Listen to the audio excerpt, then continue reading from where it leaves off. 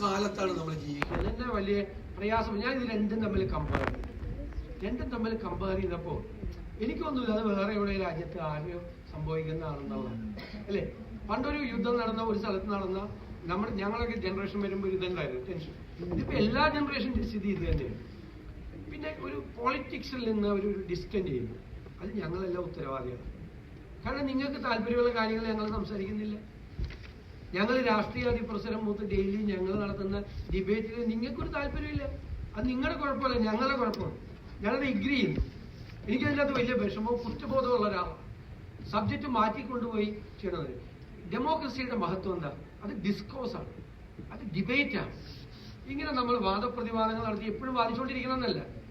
അത് ഒരു ഔട്ട്കം ഉണ്ടാവണം ആ ഡിബേറ്റിൽ, ഡിസ്കോസിൽ.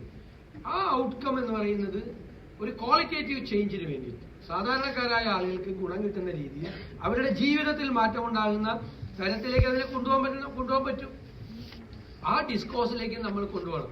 അതുകൊണ്ടാണ് ചെറുപ്പക്കാർ അതിൽ നിന്ന് തീർച്ചയായിട്ടും അകന്നു പോകുന്നത്. എനിക്ക് തരാനുള്ള മെസ്സേജ് നിങ്ങൾ പൊളിറ്റിക്കൽ ആകണം എന്നാണ്. That doesn't mean that you have to enrol into a political party. നിങ്ങൾക്കൊരു രാഷ്ട്രീയ പാർട്ടിയിൽ, ഞാനത് പറയുന്നത് ശരിയല്ല, ഞാൻ എന്റെ പാർട്ടിയിൽ അംഗമാകാൻ പറയേണ്ട ആളാണ്. പക്ഷെ നിങ്ങൾക്കൊരു രാഷ്ട്രീയ പാർട്ടിയിൽ അംഗമാകാതെ നിങ്ങൾ പൊളിറ്റിക്കലാവാം. രാഷ്ട്രീയ പാർട്ടിയിൽ അംഗമായ എല്ലാവരും പൊളിറ്റിക്കലാണെന്ന് ഞാൻ സമ്മതിക്കില്ല. അല്ലാതെ ആവാം. എങ്ങനെ പൊളിറ്റിക്കലാവണം? ഇന്ത്യയുടെ ഒരു പശ്ചാത്തലത്തിൽ നമ്മൾ ഡെമോക്രാറ്റിക് ആണ്. നമ്മുടെ ഒരു ജനാധിപത്യ ബോധ്യം നമ്മുടെ മനസ്സിലുണ്ടാവുക. ഒന്ന്. രണ്ട്,